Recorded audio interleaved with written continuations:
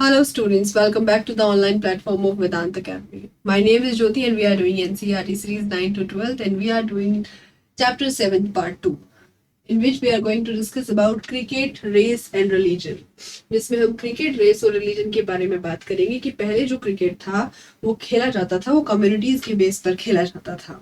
तो इसमें मैं आपको एक आइडिया देना चाहती हूँ कि इसमें ये क्या चीज बताई हुई है। देखो, कुछ नाम आपको याद रखने पड़ेंगे, जैसे कि फर्स्ट इंडियन क्रिकेट क्लब बना आपका कलकत्ता क्रिकेट क्लब। उसके बाद ये लोग कहाँ, ये कैसे खेला जाता था, ये इसमें आके आपके व्हाइट पीपल खेलना स्टार्ट कर देते थे। इंडियंस को ये लोग समझते थे कि उनमें कोई टैलेंट नहीं है, नो टैलेंट। फिर जो पारसी लोग थे, पारसी लोगों ने क्या किया कि उन्होंने खेलना शुरू किया। उन्होंने कहा कि भाई हमें भी अब आके खेलना है, लेकिन उन्होंने क्या करना शुरू किया, इनको कोई ना तो प्लेस मिला, ना ही इनकी कोई बात मानी जाती थी। तो इन्होंने अपना एक अलग जिम खाना बना दिया। जिम खाना जहां पर आपके स्पोर्ट्स रिलेटेड चीजें थी, वहां पर ये क्रिकेट खेला जाता था। तो पारसीज जो है, और पारसी ने जो अपनी टीम बनाई, उसी ने पहली बार इंडिया को इंटरनेशनल लेवल पर रिप्रेजेंट किया। तो ये सब चीजें इसमें बताई हुई है कि अगर हम बात करें तो पहले ये व्हाइट लोग खेलते थे, उसके बाद धीरे धीरे क्लब बना और फिर धीरे धीरे पारसी लोगों ने इसकी स्टार्टिंग की इंडिया में क्रिकेट को खेलने की, और उन्होंने अपना एक क्लब बनाया जिसका नाम था ओरिएंटल क्रिकेट क्लब बनाया। और फिर जब इन दोनों में अब पूरा का पूरा जो आपके ओरिएंटल क्रिकेट क्लब वाले लोग थे, जो आपके पारसी थे, और जो आपके ब्रिटिशर्स थे, इन लोगों में अब पूरी राइवलरी चल रही थी ब्रिटिशर्स में। और ये कब तक चली, और फिर एक गेम में आके पारसीज ने जो है इनको हरा दिया। तो यहाँ से शुरुआत होती है कि इंडिया में क्रिकेट कैसे आया। इंडिया में क्रिकेट इसी तरह से आया। फिर अगर हम बात करें तो कैसे, फिर अब जैसे पारसियों ने अपने लिए बना लिया, तो इससे क्या एक रास्ते खुल गए कि अब धर्म के नाम पर, कम्युनिटी के नाम पर बनाया जा सकता है क्रिकेट क्लब। तो हिंदुओं ने अपने हिंदू जिम खाना के लिए फंड इकट्ठे शुरू कर दिए, और मुस्लिमों ने इस्लामिक बनाने के लिए शुरू कर दिए। तो क्यों? क्योंकि जो ब्रिटिशर्स थे, अब उनको क्या फायदा था, वो तो वैसे ही इनको डिवाइड एंड रूल वाली पॉलिसी अपनाते थे। तो वो इंडिया को एक नेशन की तरह से नहीं, बल्कि एक collection of caste, race, religion, इस तरह से देखती थी। तो अगर उनके पास हिंदू रिलेटेड कुछ ज्यादा था तो वो बोलते थे कि अगर हम आपका करेंगे तो हमें इस्लामिक वाला भी करना पड़ेगा। तो इसलिए इस चक्कर में फंसकर वो कुछ नहीं हो पाता था। तो फिर उन्होंने एक टीम बनाई, उस टीम में उन्होंने चार तरह के लोगों को लेना शुरू कर दिया, ज्योग्राफिकल बेसिस पे नहीं, कि जैसे पहले कि वो व्हाइट पीपल खेलेंगे, दूसरे हिंदू खेलेंगे, तीसरे आपके पारसी हो गए, फिर आपके जो मुस्लिम हो गए। तो ये चार लोगों ने खेलना शुरू किया, यूरोपियन, पारसी, हिंदू, मुस्लिम। उसके बाद आपकी जो पेंटागुलर टीम बनी, उसमें पांचवी चीज ऐड हो गई, वो थी आपकी उसको नाम दिया गया रेस्ट में जितने भी और बच गए हैं वो आ गए, जैसे कि आपके इंडियन क्रिश्चियन आ गए, जिसमें से आपका एक नाम भी आता है विजय हजारे। इनके नाम पर एक ट्रॉफी भी खेली जाती है। सो विजय हजारे ने रेस्ट के लिए खेलना शुरू किया। लेकिन इस चीज से फिर क्या होना शुरू हो गया, अब लोगों ने फिर इसको, जो बड़े लोग थे, महात्मा गांधी जैसे लोग थे, या आपके जो क्रिकेटर्स थे, या पॉलिटिकल जो और लीडर्स थे, उन्होंने इसको क्या करना शुरू कर दिया, क्रिटिसाइज शुरू करना कर दिया। क्यों? क्योंकि उन्होंने कहा कि एक तरफ तो हम बात कर रहे हैं इंडिया की यूनिटी की बात करते हैं हम एक तरफ, और एक तरफ हमने क्या किया, क्रिकेट के नाम पर हमने क्या कर दिया, बांट दिया, डिवाइड कर दिया, बांट दिया गया। तो फिर ऐसे थोड़ी चलेगा। तो उन्होंने फिर इसको क्रिटिसाइज करना शुरू कर दिया। उसके बाद आपका ये लेटर भी है, इस लेटर में क्या बात की गई है कि एक दो भाइयों के बारे में बात की गई है। वो दो भाई जो बहुत अच्छे जो है क्रिकेटर हुए हैं, उनमें से एक थे पालवंकर बालू, जो पूना में बॉर्न हुए और टेस्ट क्रिकेट खेलते थे और अपनी मतलब बहुत अच्छी बॉलिंग करते थे, लेकिन उनको कभी कैप्टन नहीं बनाया गया क्योंकि वो दलित परिवार से थे, और जो सिलेक्टर थे वो अपर कास्ट के लोग थे। लेकिन जब उनके भाई आए, उन्हें कैप्टन भी बनाया गया, और वो टीम जीती भी अगेंस्ट द यूरोपियंस 1923 में। तो इस चीज को किस तरह से फिर देखा गया न्यूज़पेपर में, कि देखिए जैसे गांधी जी बात करते हैं अनटचेबिलिटी की, तो हमने पहली बार अनटचेबिलिटी को निकाल दिया और एक दलित को हमने कैप्टन बनाया और हम जीत गए, हम पहली बार जीत गए 1923 में।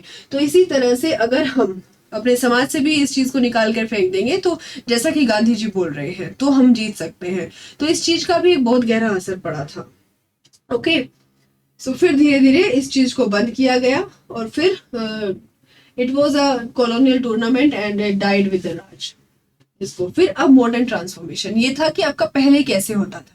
अब हम बात करते हैं मॉडर्न ट्रांसफॉर्मेशन की। तो अब किस तरह की बातें होती हैं मॉडर्न क्रिकेट में। आपका टेस्ट ले लो, वनडे ले लो, इन्हीं सब चीजों की बात होती है। उसके बाद फिर जो लोग अच्छा खेलते हैं, जो क्रिकेटर अच्छा खेलते हैं, वो लोग दिमाग में छा जाते हैं, अदरवाइज नहीं छा जाते हैं। दूसरी बात कि उनका टाइम पीरियड किस तरह से रहा है। जैसे ये दो भाई थे, तो ये लोग टेस्ट क्रिकेट के इंट्रोड्यूस होने से पहले इनका जो टाइम पीरियड था वो खत्म हो गया था खेलने का। और जो सीके नायडू थे, जो टेस्ट क्रिकेट जो खेलते थे, वो लोगों के दिमाग पर छा गए, क्योंकि उन्होंने इंडिया को जिताया भी और वो टेस्ट क्रिकेट खेले, तो इस वजह से उनको लोग जानते हैं। सो अगर हम भारत की बात करें टेस्ट मैच की, तो वो स्टार्ट होता है आपका 1932 में and his place in India. और इसलिए हम कहते हैं कि उनका प्लेस एक अलग हो गया नायडू जी का, क्योंकि उनको भारत के टेस्ट के पहले क्रिकेट कैप्टन के रूप में देखा गया। इंडिया जो है 1932 में वर्ल्ड क्रिकेट टेस्ट क्रिकेट में चला गया and this was possible because test cricket का जो ओरिजिन है वो 1877 से माना जाता है and the first test was played. अगर हम फर्स्ट टेस्ट प्लेड की बात करें तो वो इंग्लैंड और ऑस्ट्रेलिया के बीच हुआ था and when India Australia was still a white settler colony. Australia भी उनकी कॉलोनी थी, not even a self governing dominion, कि मतलब सेल्फ गवर्न भी डोमिनियन नहीं था। डोमिनियन में क्या होता था कि रूल आपका क्राउन का है लेकिन वो सेल्फ गवर्न कर रहे हैं, लेकिन वो कॉलोनी थी। Similarly, the small countries of the Caribbean together make the West Indies stream, were British colonies till after the second world war. और ये भी आपकी जो वेस्ट इंडीज की अगर हम बात करें तो अगर सेकेंड वर्ल्ड वॉर तक ये भी उन्हीं की कॉलोनीज थी। अब देखते हैं जैसे जैसे डीकोलोनाइजेशन हुआ, ठीक है, वो हटने लगी, कॉलोनीज हटने लगी, उसके बाद स्पोर्ट पर, अभी तक तो हम पढ़ रहे हैं कॉलोनियल पीरियड में, उसके बाद डीकोलोनाइजेशन हुआ तो स्पोर्ट पर क्या फर्क पड़ता है। इसमें धीरे धीरे इंडिपेंडेंट नेशन बनने लगे और फिर इंडिया अपना इंडिपेंडेंट हो गया। उसके बाद क्या हुआ कि जो ब्रिटिश का इन्फ्लुएंस था ट्रेड में, कॉमर्स में, मिलिट्री अफेयर्स में, स्पोर्ट मैटर्स की अगर हम बात करें, वो धीरे धीरे कम हो गया। Even after Indian independence kick-started the disappearance of British Empire, the regulation of international cricket remained the business of Imperial cricket conference. वो आईसीसी के नाम से इंपीरियल क्रिकेट कॉन्फ्रेंस के नाम से ही जाना जाता था। फिर बाद में फिर उसको इंटरनेशनल क्रिकेट कॉन्फ्रेंस बना दिया गया 1965 में। उसके बाद उसके जो डोमिनेटेड मेंबर्स थे इंग्लैंड ऑस्ट्रेलिया के थे, उनके पास ही राइट टू वीटो था। Not till 1989 was the privileged position of the England and Australia scrapped in favor of equal membership। ठीक है, तो इन्हीं दोनों का जो है राज वहां पर चल रहा था।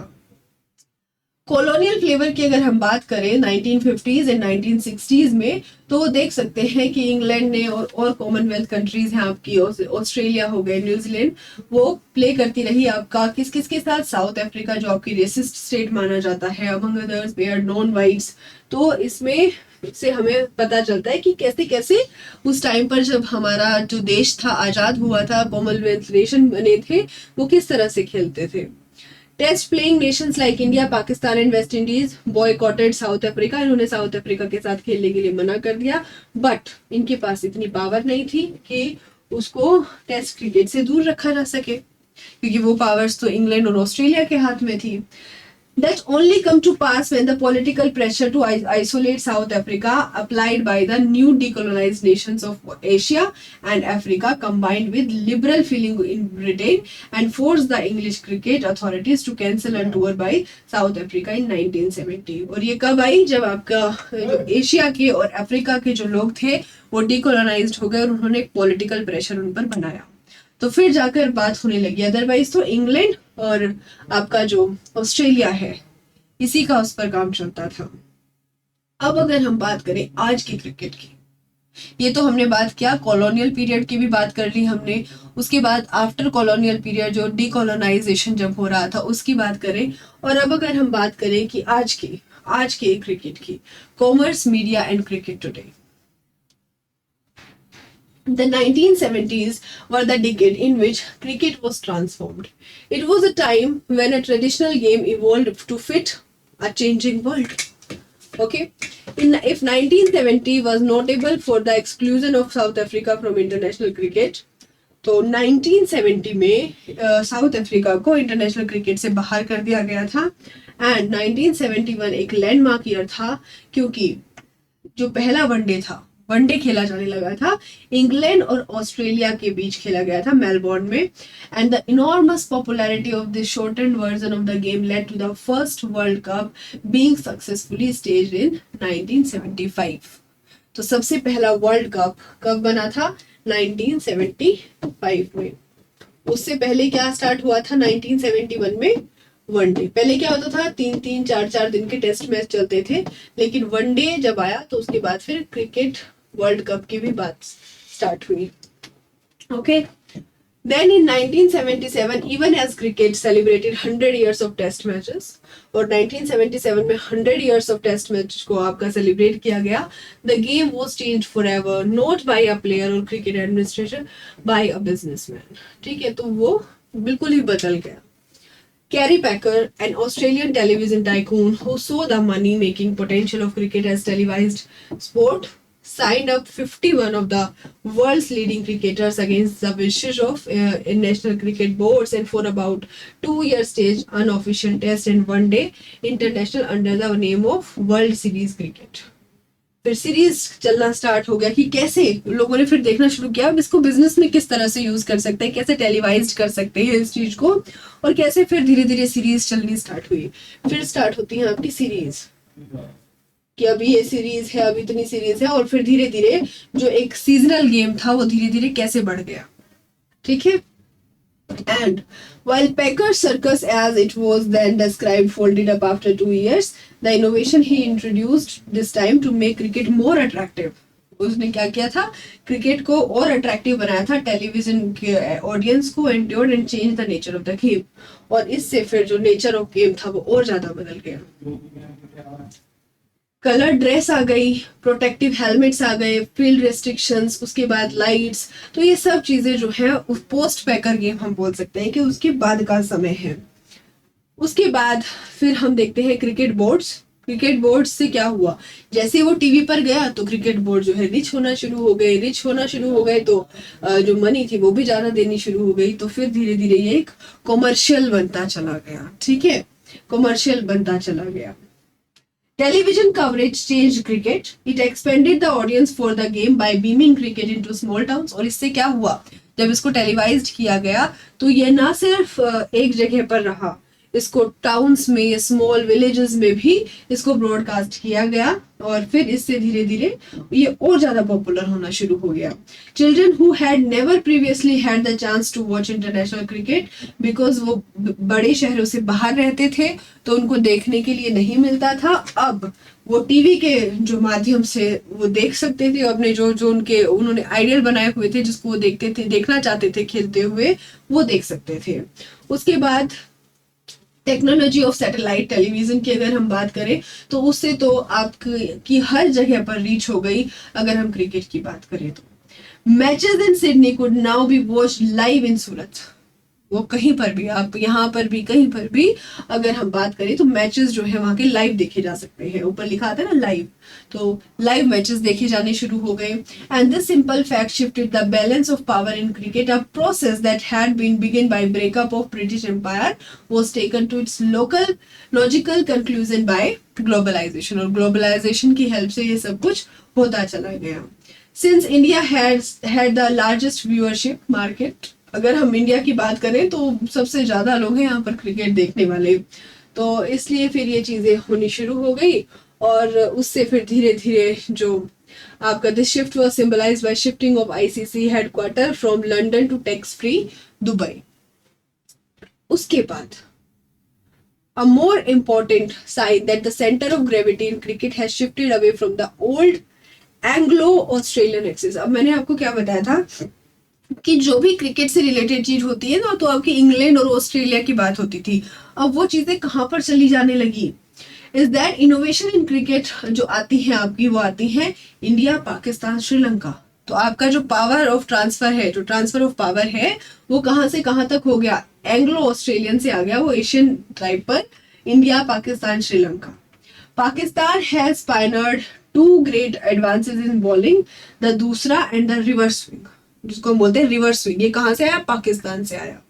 Both skills were developed in response to sub continental condition, जो वहाँ की कंडीशन को उनके रेस्पॉन्स में, उस कंडीशन के रेस्पॉन्स में, कॉन्टिनेंटल कंडीशन के रेस्पॉन्स में इन चीजों का इनोवेशन हुआ। कैसे कि दूसरा जो बॉल थी वो किस तरह से आती थी, टू काउंटर एग्रेसिव बैट्समैन, बड़े एग्रेशन में खेल रहे हैं तो इसलिए वो दूसरा फेंकी जाती थी। And with heavy modern bats who were threatening to make finger spin obsolete and reverse swing to move the ball in on dusty unresponsive wickets under clear skies। तो इसलिए किसका जन्म हुआ वहां पर, या क्या कह सकते हैं कि कौन सी इनोवेशन बनी? Reverse swing. तो ये कहाँ से इसका जो हम बोल सकते हैं, तो ये इनोवेशन आई पाकिस्तान से। और पाकिस्तान की अगर आप बात करें तो पहले टाइम पर तो पाकिस्तान फेमस ही अपनी बॉलिंग उसके लिए था। वहां पर बहुत ज्यादा अच्छे अच्छे बॉलर्स हुए कि जिन्होंने मतलब पूरी दुनिया को ही दिखा दिया कि हाँ, तो पाकिस्तान जो है बॉलर्स के लिए बहुत अच्छी तरह से जाना जाता था। Initially, both innovations were greeted with great suspicion by countries like Britain and Australia, which saw them as underhanded, illegal bending of the laws of the cricket। पहले तो उन्होंने कहा कि भाई ठीक है, ये तो नहीं हो सकता, उनको सस्पेक्ट की तरह से देखा गया, सस्पेक्ट किया गया। बट थोड़े दिनों बाद फिर इन चीज़ों में ऑस्ट्रेलियन और ब्रिटिश की जो कंडीशंस है सिर्फ वही नहीं रहेंगी, तो इसलिए वो टेक्निक जो है वो पार्ट बनी सब बॉलर्स का all over the world. Okay, 150 years ago, the first Indian cricketers, the Parsis, had to struggle to find an open space to play in। अगर हम बात करें 150 साल पहले की, तो जो पारसी थे जिन लोगों ने स्टार्ट किया था, तो उन लोगों को ओपन स्पेस भी नहीं मिलता था खेलने के लिए, उनके लिए वो भी मुश्किल था। एंड अगर हम आज की बात करें, the global market place had made Indian players to the best paid, most famous cricketers in the game।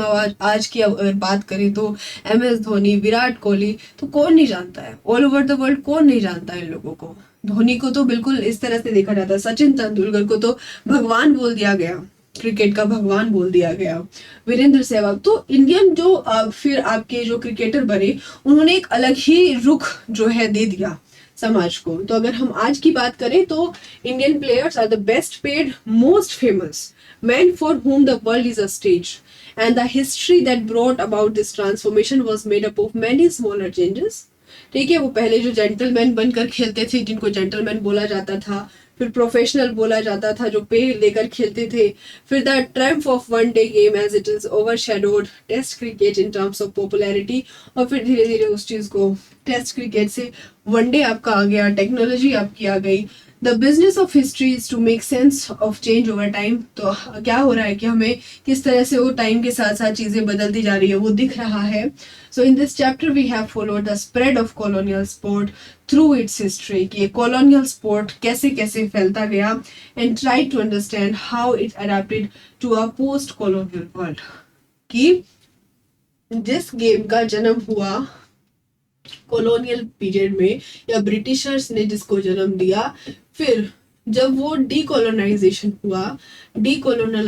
हुआ, या हम जिसको बोल सकते हैं कि पोस्ट कॉलोनियल पीरियड में किस तरह से धीरे धीरे फिर सारे देशों में जो भी अच्छी चीज होती थी या टेक्नोलॉजी की हेल्प से किस तरह से वो जो क्रिकेट है वो अडेप्ट करता गया चीज़ों को, और जैसे जैसे वो टेक्निक्स अडेप्ट करता गया तो आज वो कितना फेमस है मुझे बताने की भी ज़रूरत नहीं है आप लोगों को।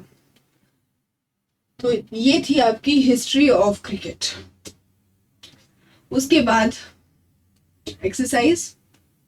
एक्सरसाइज में हम देख सकते हैं कि किस तरह के क्वेश्चंस दिए हुए हैं, और इसकी एक्सरसाइज बहुत ज़्यादा सिंपल है, तो आप आराम से कर सकते हैं कि हमें टेस्ट क्रिकेट के बारे में बताना है, कैसे वो हिस्टोरिकल बिगनिंग हुई, पारसी के बारे में बताओगे आप, महात्मा गांधी की जो उन्होंने निंदा क्यों की, पेंटेगुलर जो मूवमेंट थी, उसके बाद कैसे imperial cricket conference international cricket conference बना, शिफ्ट कैसे हो गया हेडक्वार्टर लंदन टू दुबई, कैसे फिर एडवांसेस आए टेक्नोलॉजी में, और ये सब चीज़ें। तो मुझे नहीं लगता है कि इसमें कोई भी क्वेश्चन ऐसा है जो आप छोड़ सकते हो या आपको नहीं आता है। तो ये थी आपकी हिस्ट्री ऑफ क्रिकेट जो हमने पढ़ी, जो आपके सिलेबस में थी, और आई होप कि अब आपको समझ आया होगा कि क्रिकेट जो क्रिकेट है वो कैसे उसका जन्म हुआ और कैसे कैसे कैसे अलग अलग फेजेस से वो भारत तक पहुंचा और भारत में आज उसका कितना क्रेज है और कैसे दुनिया भर में इंडियन क्रिकेटर्स को जाना जाता है। तो वो इसीलिए है कि उन्होंने अपनी टेक्नोलॉजी अडेप्ट की, अच्छी अच्छी चीजें उसमें वो लेकर आए और उन्होंने फिर उसको बहुत अच्छी तरह से अपनी कंट्री के लिए खेला। So this was about the 7th chapter of this 9th class history, and I hope you like this video. So please do like, share, comment and subscribe. Thank you. Have a nice day.